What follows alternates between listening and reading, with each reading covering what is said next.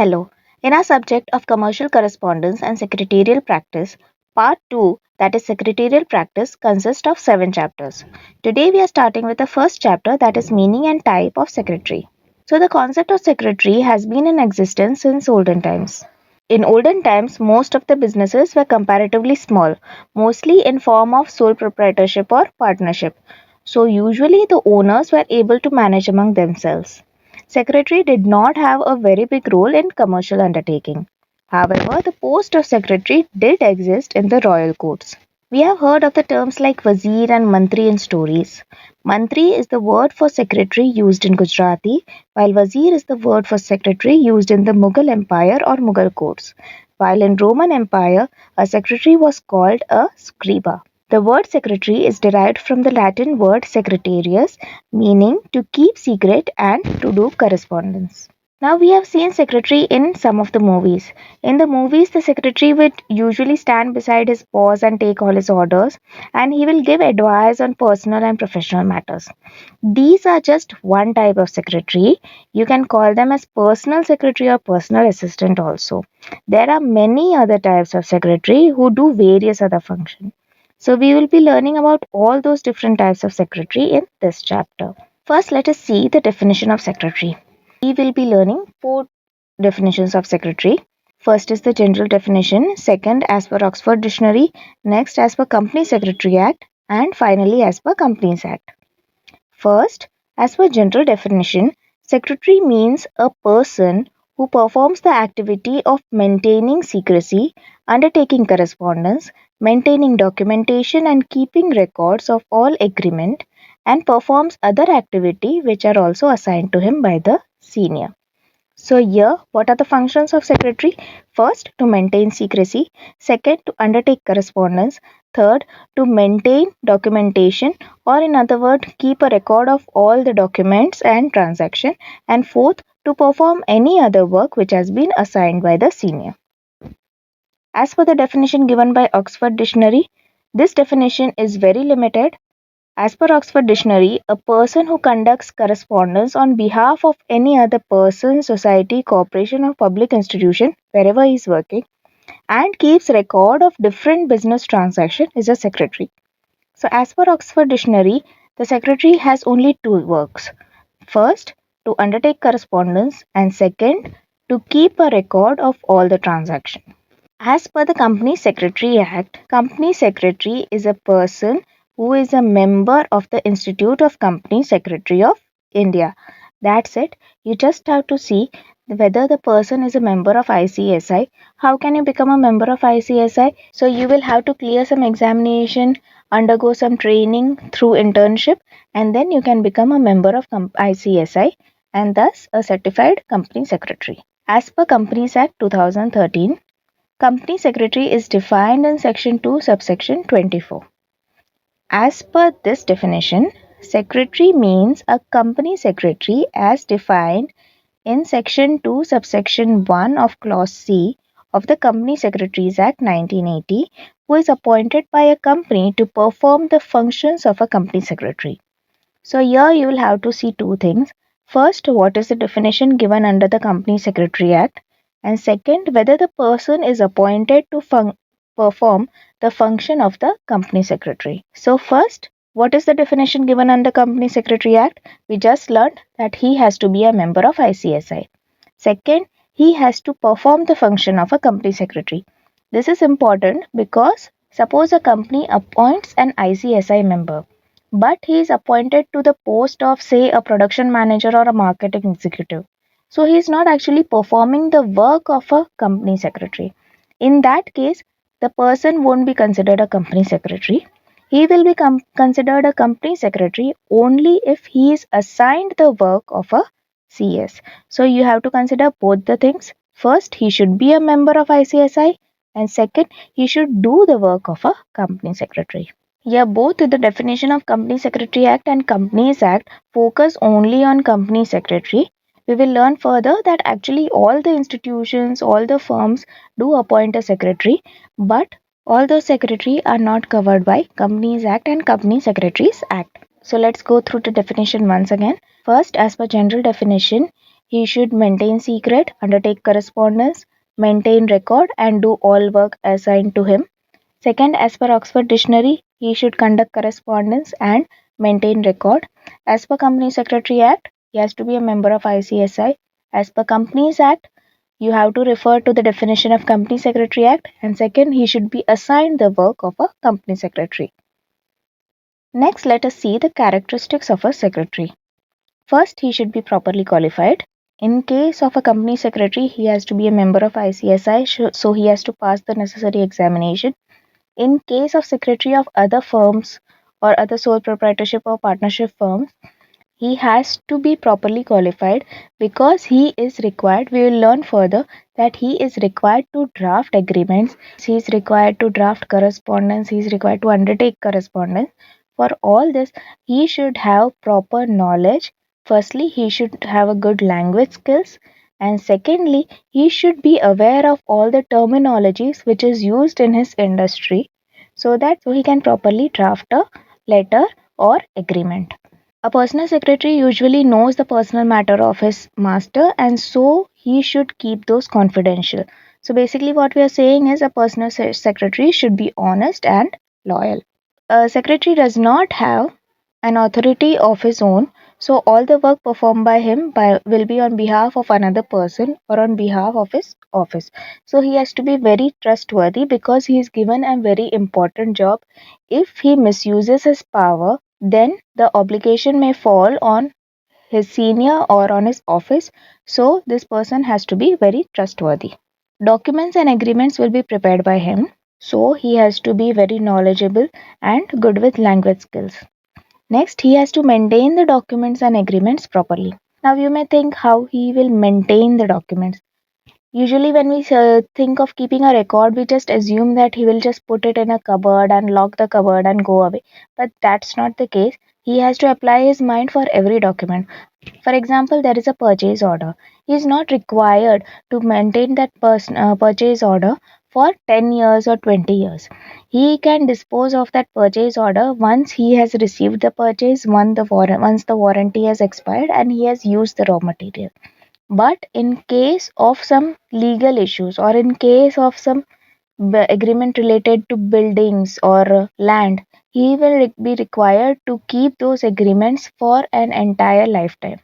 So he has to be knowledgeable enough on what records are important, how to maintain those important records, whether he should be maintaining it in a locker or he should be keeping it in a general space, for how long he has to keep the records, and who will be assigned the responsibility of the records.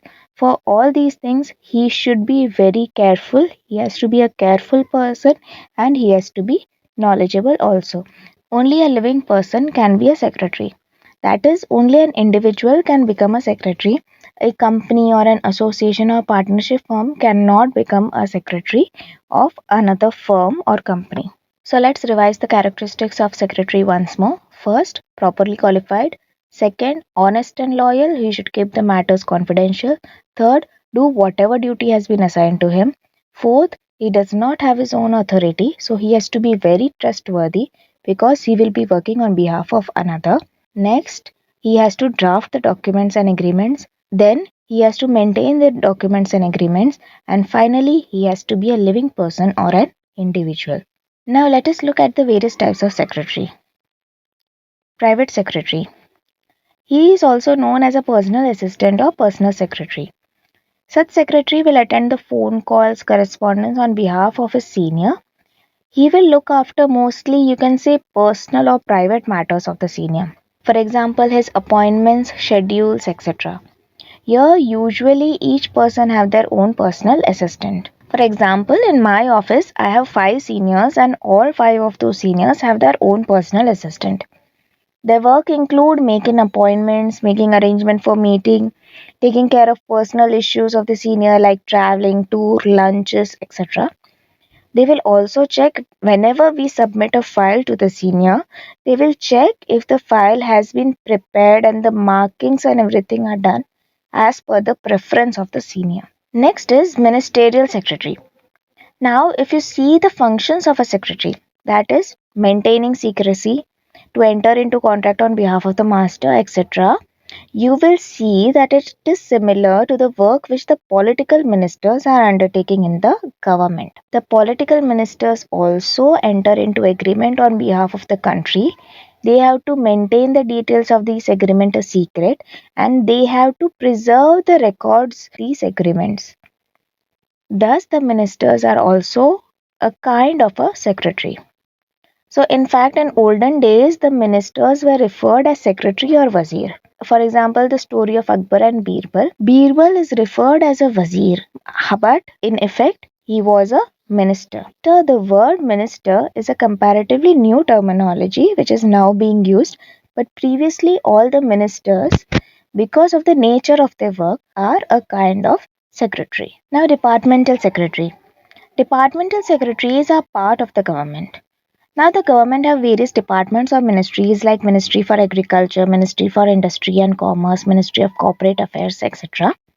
Each ministry has a political figure at its head, a political minister, but the day-to-day activities of the department will not be conducted by the political minister. Okay, the day-to-day activities is performed by the secretary. He will be assigned the post of Chief Secretary or Joint Secretary of the department. These people are usually gazetted officer or IAS. Their function is to ensure smooth administration of the department and to implement the policy which have been formed at the higher level. For example, Secretary of Home Ministry, Secretary of Education Department, etc. So this is the website of Gujarat Education Department. Here you have the cabinet minister, then minister of education, and then principal secretary to look after the administration. Under the principal secretary, you will have around 6 to 7 additional secretaries who will be assigned different areas like budgeting, primary education, etc. Company secretary. We have seen the company secretary as per Company Secretary Act and Companies Act. So the company secretary has to be a member of ICSI. A company secretary is also a key managerial person as per Companies Act. His duties include informing the board of directors about all the rules and regulation and also to ensure that the BOD is actually following the rules and regulation. He will be an employee of the company. There are two types of company secretary. First, general secretary, and second, administrative secretary.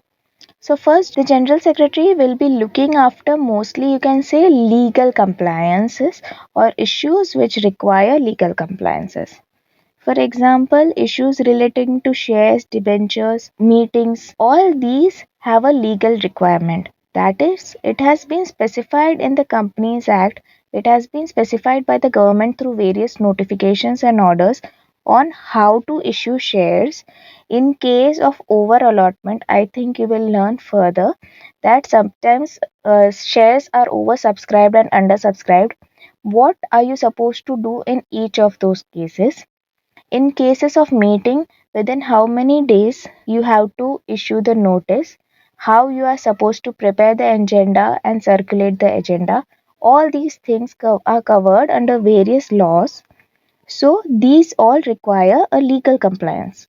The General Secretary will be looking after all these things which will be requiring a legal compliance, and the Administrative Secretary will be looking at other things which are also important but are not specifically covered under any act or notification. So the General Secretary will be looking after day-to-day activities of the company like carrying out the correspondence for any contract or agreement, matters relating to shares and debentures, share allotment, share transfer, forfeiture of share, issue of notice of general meeting to shareholder, preparing the agenda and minutes of general meeting, preparing statements which are mandatory under Companies Act like annual report, application for changes in directors, etc. Functions of administrative secretary include selection and appointment of employees, negotiation of contract on behalf of the company, ensuring that the accounts of the company have been prepared and filed, to provide reliable information to the board of directors on any matter, especially those related to policy formulation,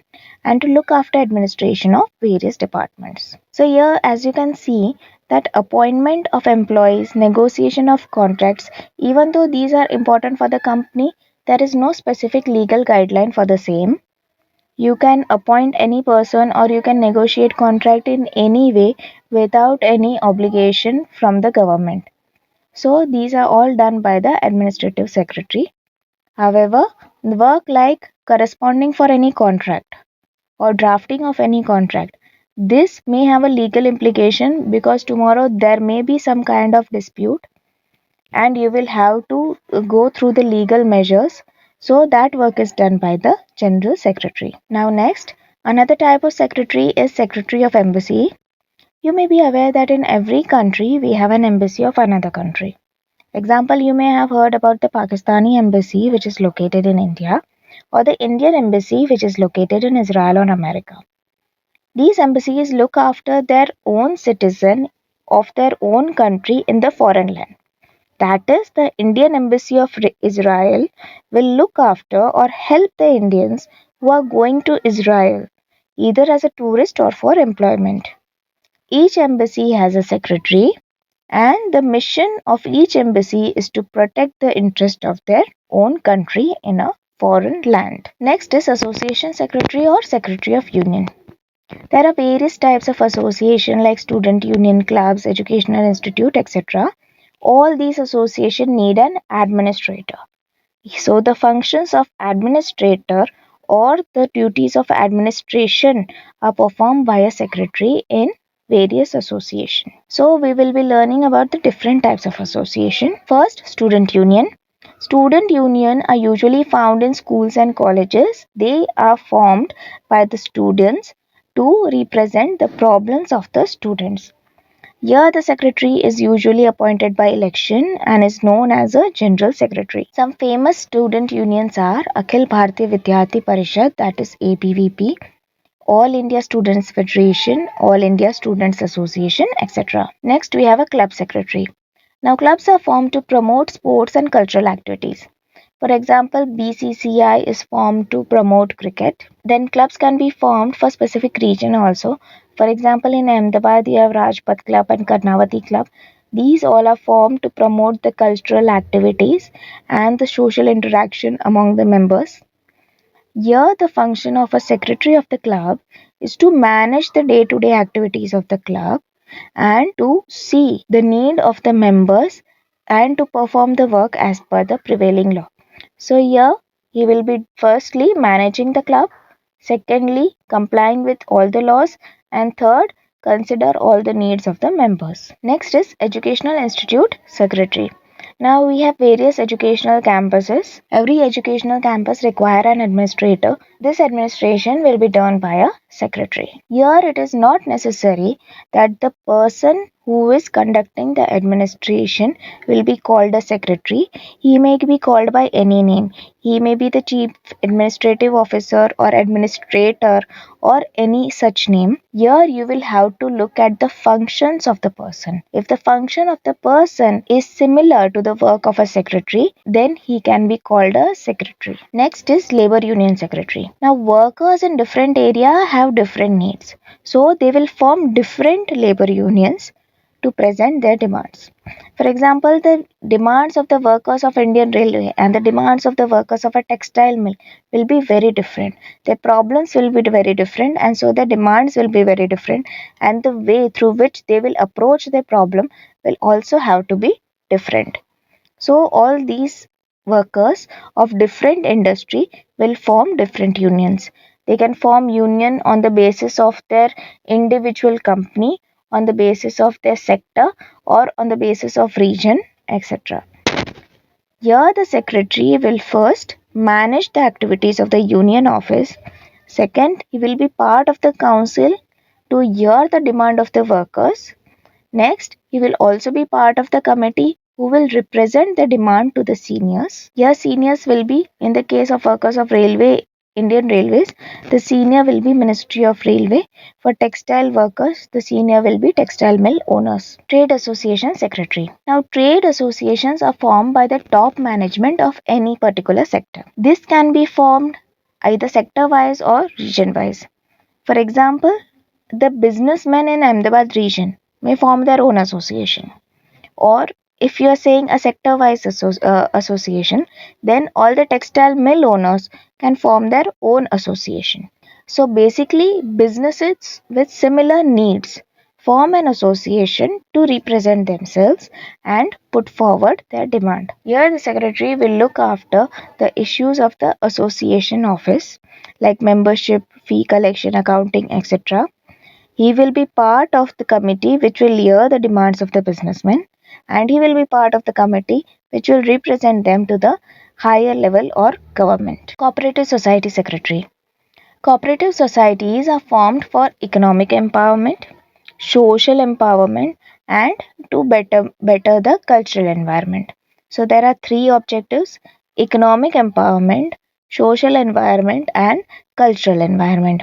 Now your cooperative society can fulfill any one or more of this objective. For example, in a housing cooperative society, all members will come together, they will pool their money and buy land and undertake construction. By this, the members of the housing society will have economic empowerment because they will be in a better position in life. They will have a good social environment because all the people in the surrounding will be like minded people. Here, the secretary first will have to perform his duties as per the law. So there is a Societies Act, Societies Registration Act. So he will have to follow whatever is given in the act. Second, each society has its own rules and regulation. So the secretary will have to refer the rules and regulation of the society. Third, he will look after the day-to-day activities of the society. For example, the membership procedure, collection of installments from member, and incurring expenditure and preparation of annual reports, etc. So now we have completed the chapter. So let's just take a quick glance of what we have learned today. First, secretary was existing in olden times. In olden times, he was called Mantri in Gujarati, Wazir in Mughal Empire, and Scriba in Roman Empire. The word secretary is derived from the Latin word secretarius, which means to keep secret and do correspondence. Then we have four definitions of secretary. First, general secretary. In that, the secretary has to maintain secret, undertake correspondence, maintain records, and perform all other activities. In definition of Oxford Dictionary, he has to do two things. First, do correspondence. Second, maintain record. As per Company Secretary Act, he has to be a member of ICSI. As per Companies Act, first, refer to the definition of Company Secretary Act, and second, he should be assigned the work of a CS. Characteristic of a secretary: first, properly qualified. Second, should keep matters confidential, so he has to be honest and loyal. He has to perform whatever duty has been assigned to him, so he has to be hardworking.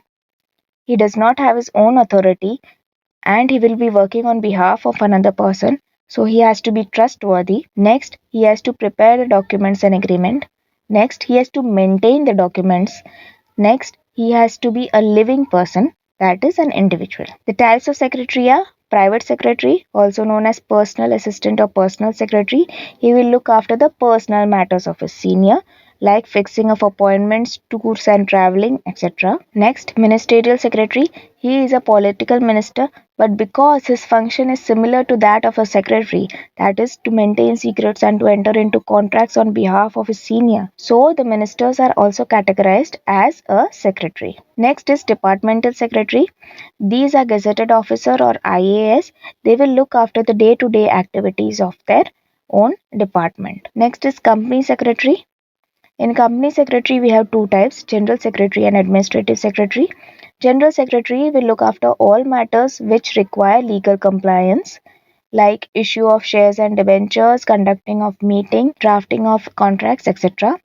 Administrative secretary will look after all the important issues which do not specifically have a legal compliance, for example, selection of employees, negotiation of contracts, etc. Then we have secretary of embassy. The aim of each embassy is to protect the interest of their own people of their own country in a foreign land. Next we have secretary of a union or association secretary. So here we have six types of union: student union formed by students, clubs formed to promote cultural activity and sports, labor union formed by laborers of various sectors or various industries, trade association formed by the top management of various industries. It can be formed either region wise or sector wise or industry wise. Cooperative societies, these are formed for economic empowerment, social environment, and cultural environment. So, with this, we conclude our first chapter. In the next session, we will begin the second chapter, that is Company Secretary. If you found this useful, please press the subscribe button and notification bell to be updated about the next chapter.